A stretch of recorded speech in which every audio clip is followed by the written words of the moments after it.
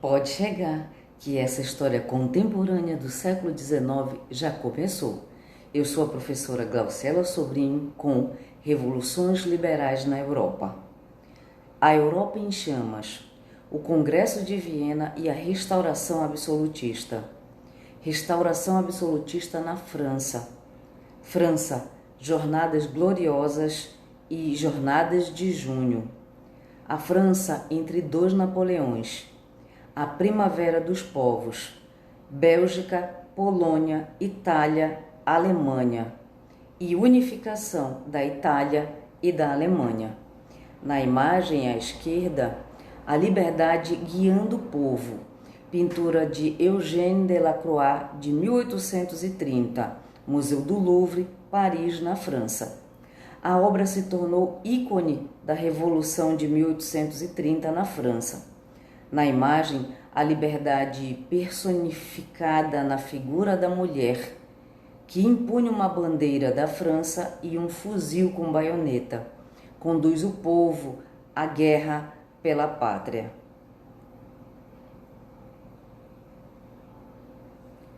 A Europa em chamas.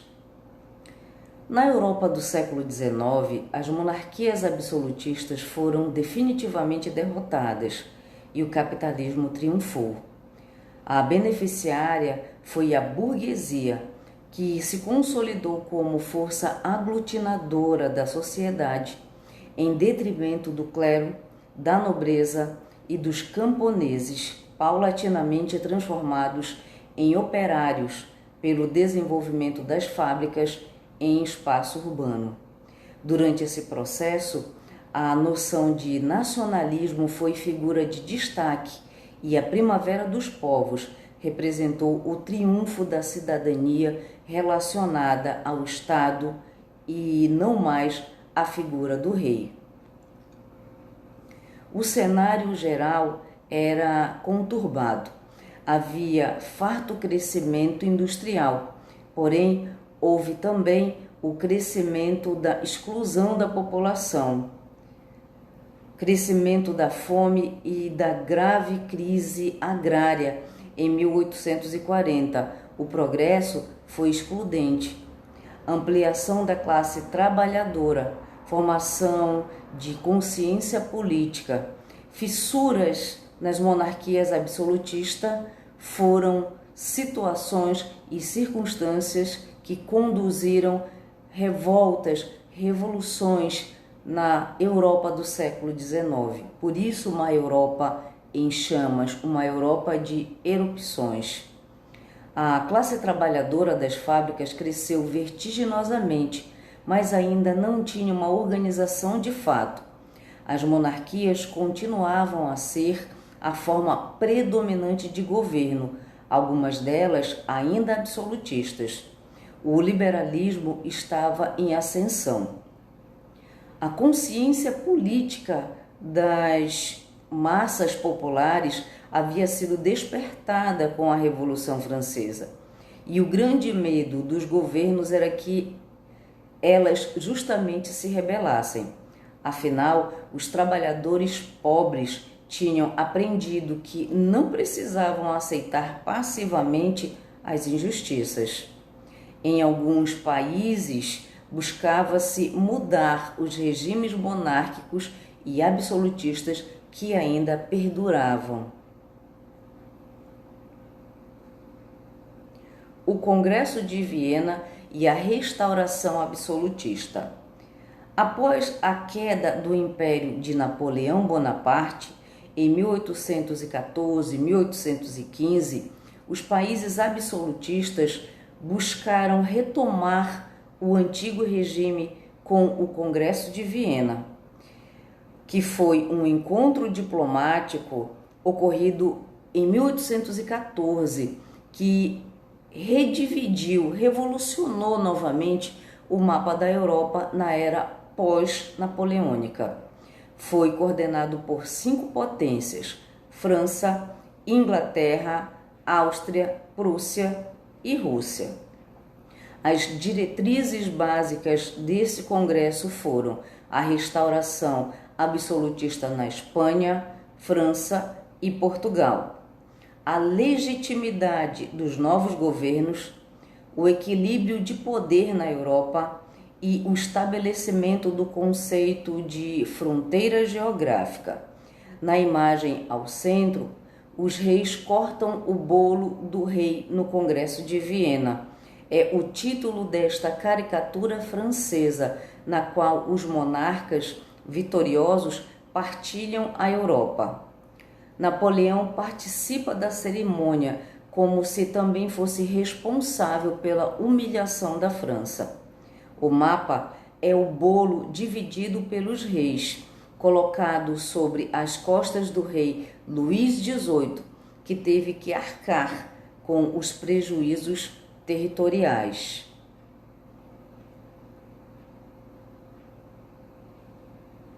A Europa após o Congresso de Viena de 1814. O mapa político europeu foi alterado por todas as batalhas e conquistas de Napoleão. Após sua derrota, coube às grandes potências monárquicas reorganizar os governos da Europa.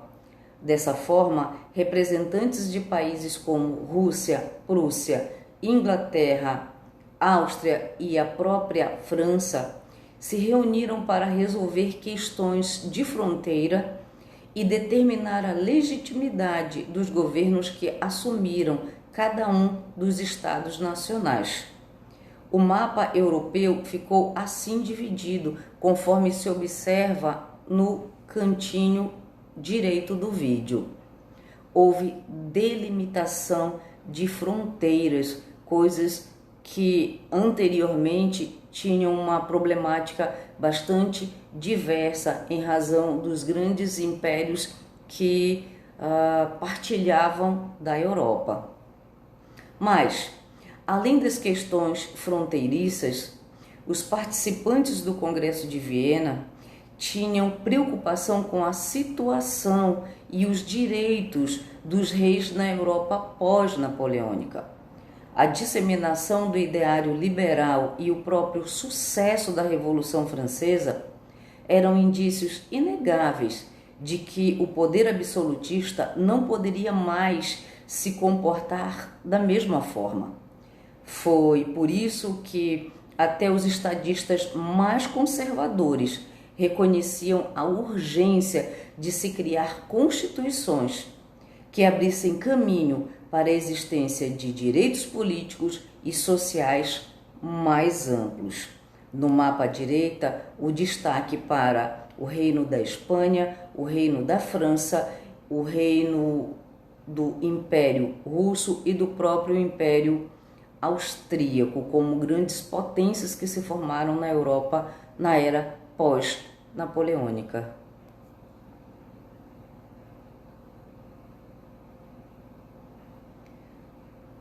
Restauração absolutista na França. As condições em que os monarcas restauradores assumiram o poder mostraram que não era possível retornar pura e simplesmente à ordem social, política e econômica do antigo regime. Os novos regimes foram obrigados a fazer concessões às reivindicações populares. A França, por exemplo, voltou a ter o seu trono ocupado por um membro da família Bourbon, que, ao assumir o poder em 1814, outorgou uma constituição, instaurando uma monarquia parlamentar na França. Era o início ou a retomada da dinastia Bourbon, começando novamente por Luís XVIII, Carlos X e Luís Felipe de Orleans. Luís XVIII governou entre 1815 e 1824, até sua morte.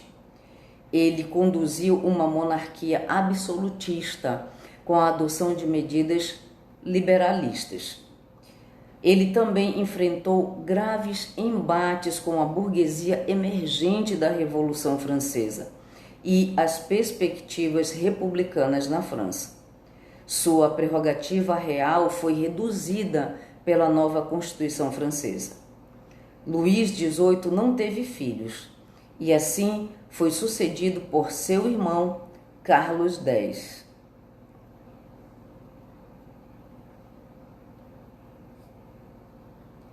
Carlos X governou entre 1824 e 1830. Ele acabou sendo deposto pela Revolução Liberal de 1830, também conhecida como Jornadas Gloriosas ou Jornadas de Julho, após implantar o absolutismo. Então, com a morte de Luís XVIII, ele acabou assumindo o poder. A partir daí, a França voltou ao antigo regime absolutista e estabeleceu-se o terror branco, isto é, atos de violência praticados contra os opositores do novo governo. Entre as principais medidas governamentais de Carlos X estão o restabelecimento dos privilégios da nobreza e do clero. Ele acabou com a liberdade de imprensa e também dissolveu os poderes da Câmara dos Deputados. Mas houve resistências e mobilizações severas. As ações absolutistas e autoritárias levou o governo de Carlos X a enfrentar forte mobilização, tanto da burguesia quanto dos trabalhadores. Por isso, esse movimento de resistência acabou recebendo o nome de Jornadas Gloriosas, que aconteceram em julho, por isso Jornadas de Julho. Essa Revolução Liberal na França de 1830 levou Carlos X à deposição. Ele fugiu do país no dia 29 de julho.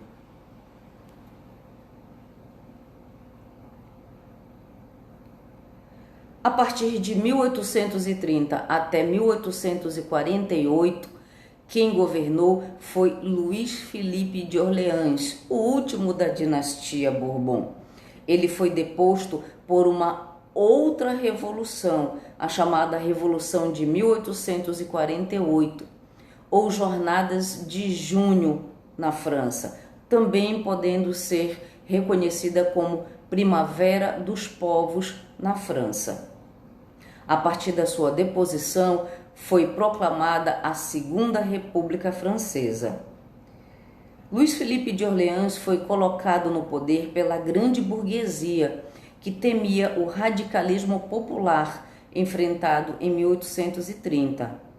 Primo do rei deposto, Luís Felipe ficou conhecido como o rei burguês e com ele foi estabelecida a monarquia de julho. Essa monarquia teve alguns desafios a serem vencidos, como inibir a formação de uma república democrática e afastar a ameaça do retorno do absolutismo.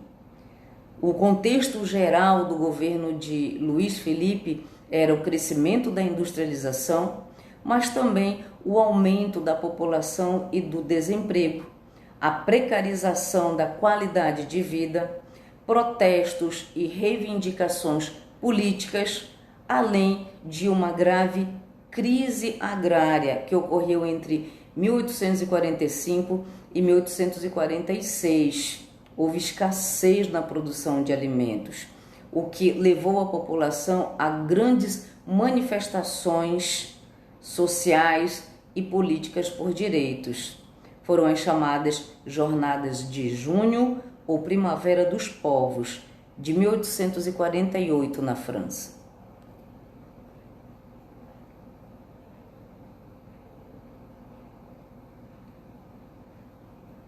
A França entre as revoluções.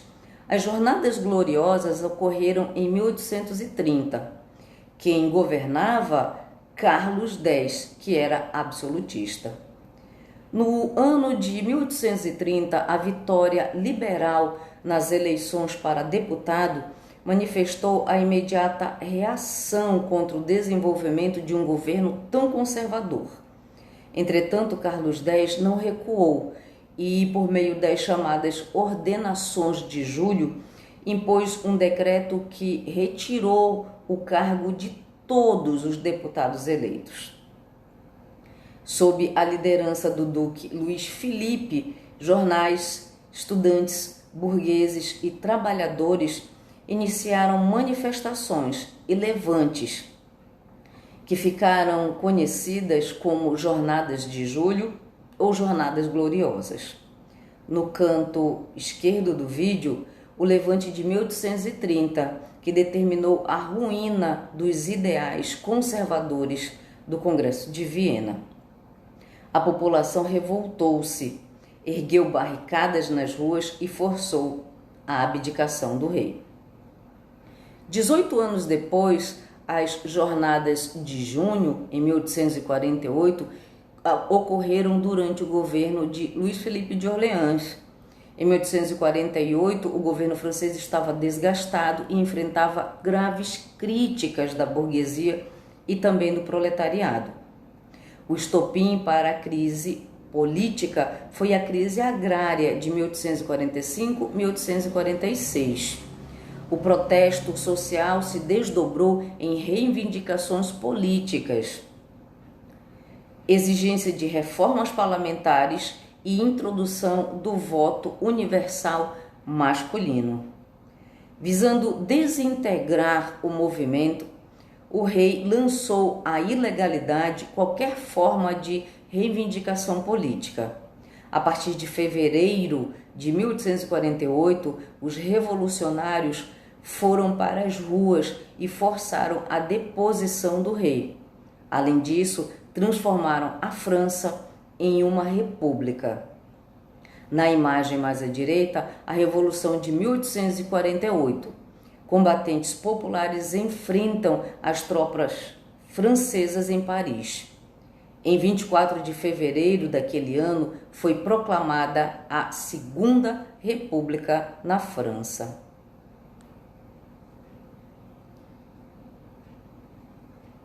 A França, entre dois Napoleões e a breve Segunda República. A Segunda República Francesa ocorreu entre 1848 e 1852. Durante esse período, houve o governo provisório e a presidência de Luís Napoleão Bonaparte. Durante o governo provisório, que durou pouquíssimo tempo no ano de 1848, ficou estabelecido na França o Ministério do Trabalho, o voto universal masculino, as oficinas nacionais que garantiam trabalho, emprego aos desempregados e também a redução da jornada de trabalho, vários avanços no sentido dos direitos sociais e da cidadania. Houve uma eleição para a Assembleia Nacional. Porém, nessa eleição acabou acontecendo o triunfo da burguesia e o operariado saiu derrotado e também sem trabalho, porque as oficinas nacionais retroagiram, foram fechadas. Em razão dessas condições, houve a reação popular nas chamadas Jornadas de Junho, que foram duramente reprimidas pelas ações do governo. A França tomava outros rumos. Em 1848, foi elaborada uma nova Constituição que estabeleceu o presidencialismo no país. Em dezembro de 1848, houve a eleição de Luís Napoleão Bonaparte para presidente, sobrinho de Napoleão I. Já em dezembro do ano de 1851, pouco tempo depois de sua eleição, ele deu um golpe de Estado na França.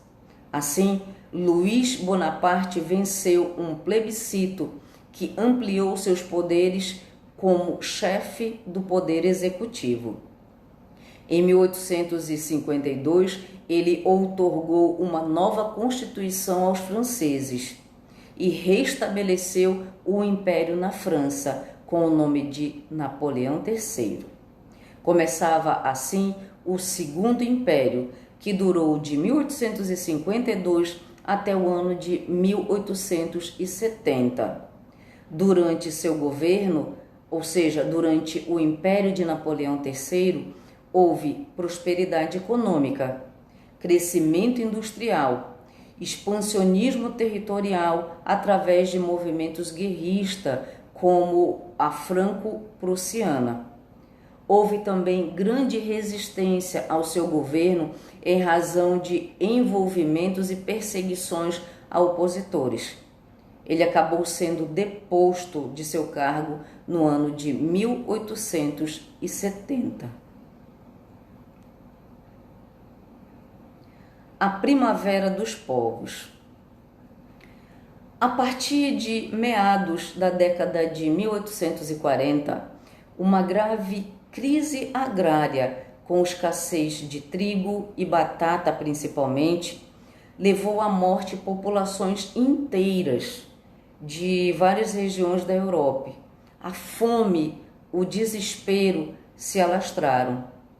Em 1848, uma onda revolucionária transformou os contornos políticos e sociais do continente. No mapa à esquerda, várias ações explosivas são destacadas na França, na Alemanha, na Itália, no próprio Império Austríaco. Esses movimentos ficaram conhecidos como jornadas revolucionárias ou também como Primavera dos Povos, no ano de 1848. Foram uma série de movimentos que varreram as cidades europeias, iniciados pelas massas populares descontentes com a grave crise social e política que os atingia e os castigava. Haviam movimentos socialistas, republicanos, monarquistas constitucionais e também movimentos de patriotas unificadores, todos lutando a favor dos direitos sociais e da cidadania, contra o império estabelecido pela burguesia aristocrática que determinava um poder ilimitado aos reis, ou seja, movimentos revolucionários que ainda reivindicavam o fim do absolutismo em várias partes da Europa.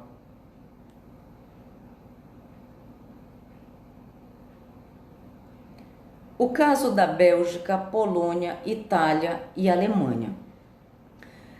Dá-se o nome de Revoluções de 1848 ou Primavera dos Povos a série de revoluções na Europa Central e Oriental que eclodiram em função de regimes governamentais autocráticos, de crises econômicas, do aumento da má condição financeira e da falta de representação política das classes médias e do nacionalismo despertado nas minorias da Europa Central e Oriental que abalaram as monarquias, onde tinham fracassado as tentativas de reformas políticas e econômicas.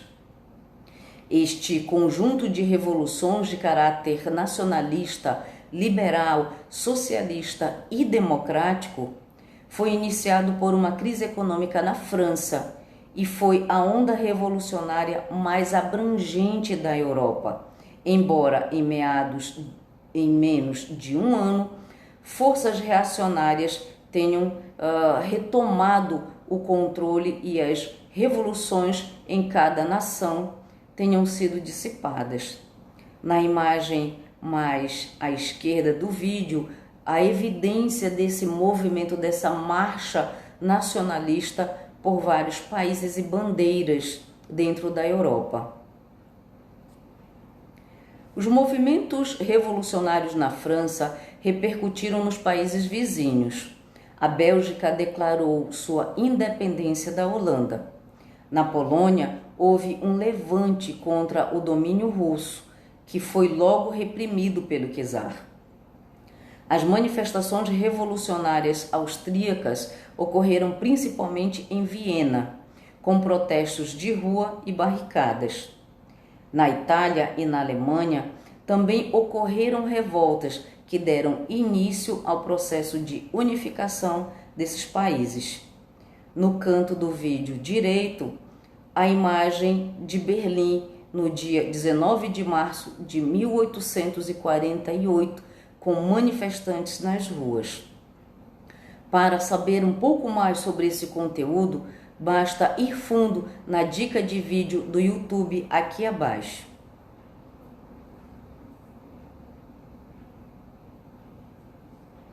Nacionalismo na Europa. O caso da unificação da Itália.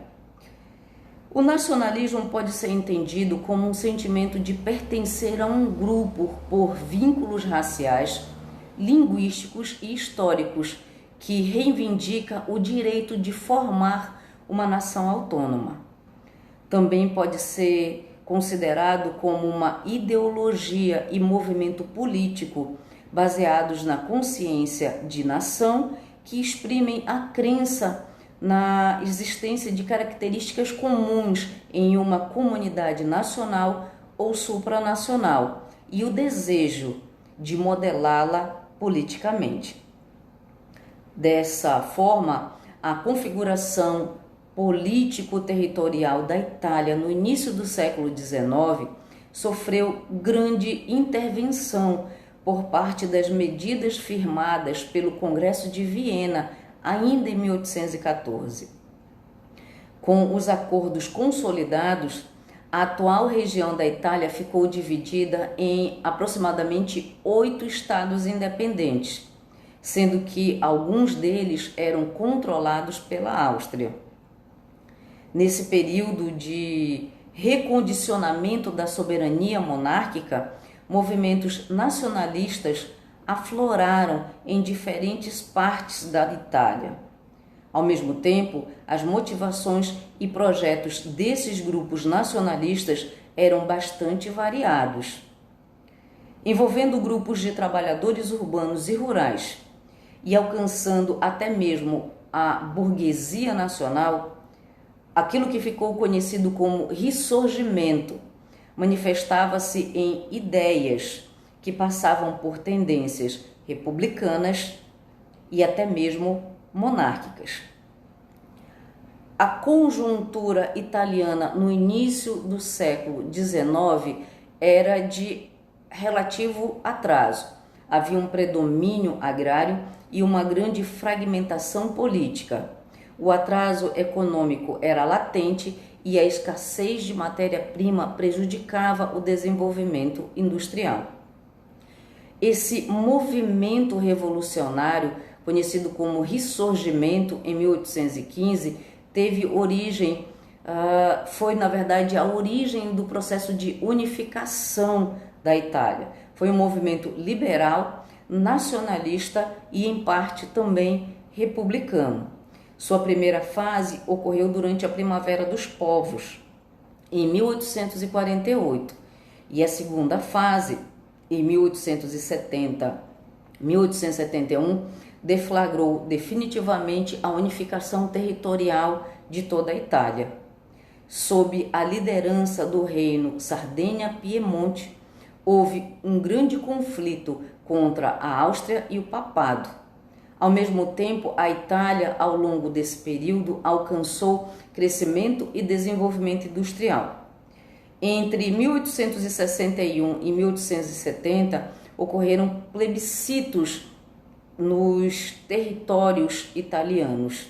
Através deles e guerras, acabou se garantindo a anexação de territórios que posteriormente se unificaram, criando uma grande nação. O processo final foi a invasão de Roma, que completou essa unificação. Para saber um pouco mais sobre esse conteúdo e consolidar informações, mergulha fundo na dica de vídeo do YouTube, aqui no canto direito.